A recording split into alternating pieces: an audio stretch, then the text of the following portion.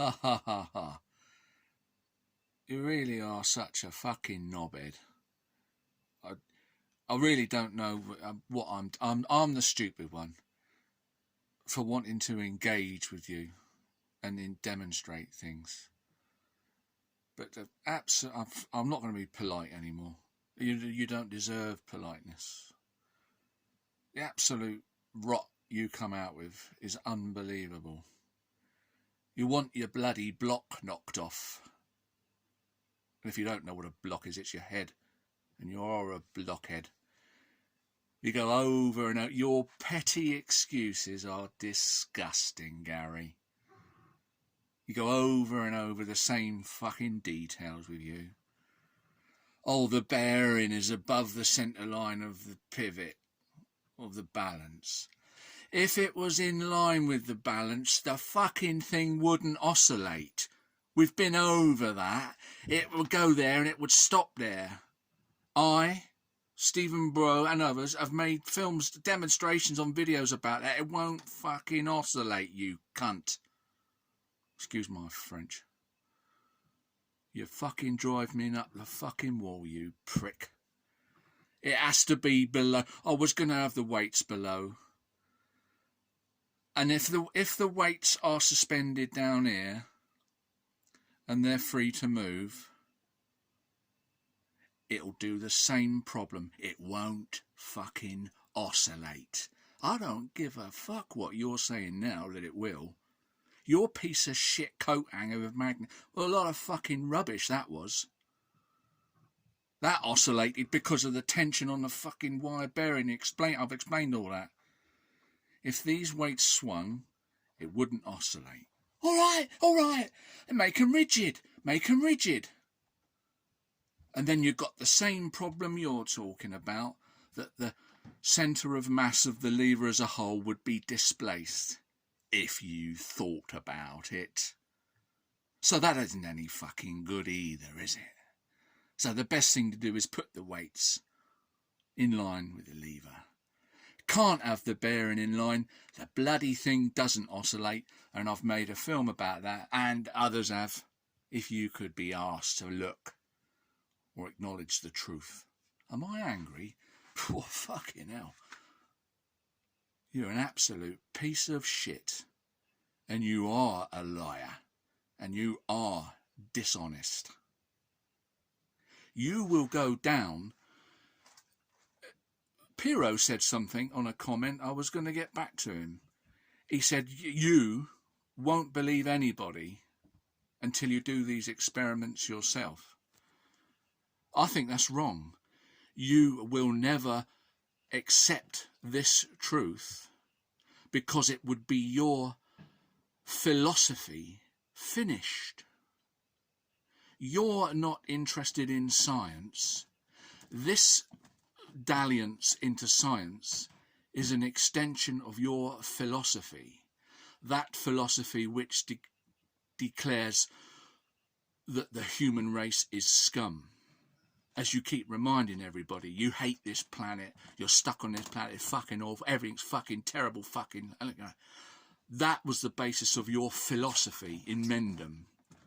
The fucking anti-baby thing. I better calm myself down, because I will fucking tell you what I think of you. Now you're trying to pick on the science and saying, look, the classical mechanics must be wrong as a lie, because the scummy humans couldn't have got it right. They wouldn't have got it right. They're not clever enough.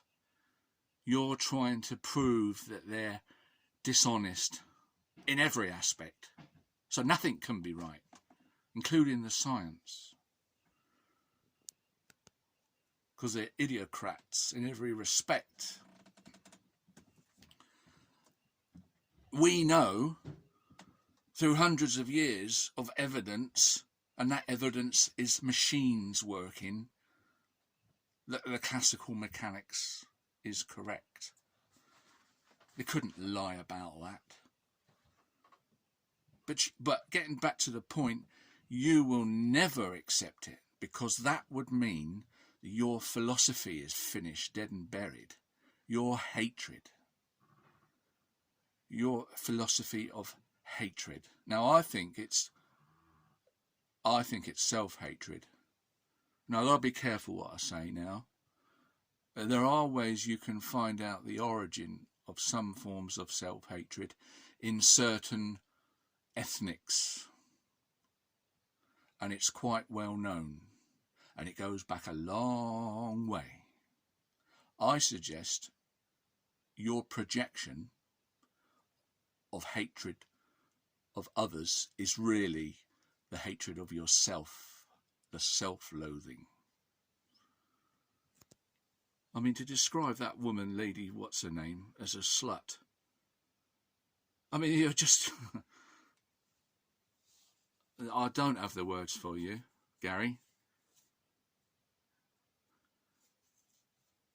So you will never accept evidence, whether you do it yourself or somebody else shows you, because it's the end of your philosophy that the human race is corrupt. Because if this science is right, then humans have done something good. They've been pretty damn clever, and you can't accept that, because that goes against your philosophy of hatred of humanity, doesn't it?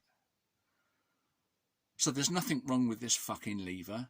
If I didn't put the bearing up here, the damn thing wouldn't oscillate.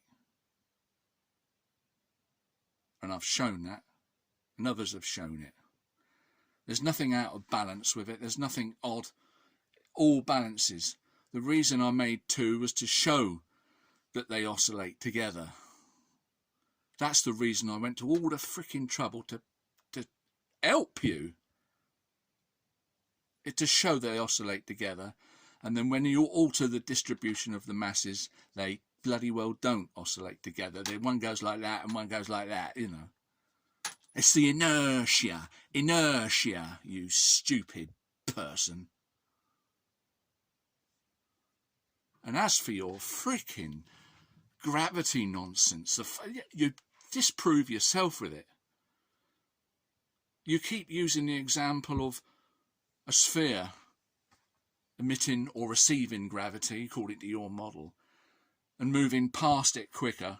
You're moving past the sphere from outside of its influence, in it, and then past it again. You're out of it. It's not constant. On the surface of the Earth, we're constantly in the gravity. I don't get any heavier on the scales by standing on them longer. A stupid idea. Your paint sprayer machine. It will create a jet of paint about 1 metre wide. You come running into the room, you're outside of the influence. You run into the spray and then out of it again. The faster you run through it, the less paint will hit you. That's not what happens in gravity. The gravity is everywhere. It's about 1 mile long, say. So you running faster through the mile, you're not getting more or less gravity. It's constant. You can't alter it. It's a stupid argument. And you're stupid and dishonest.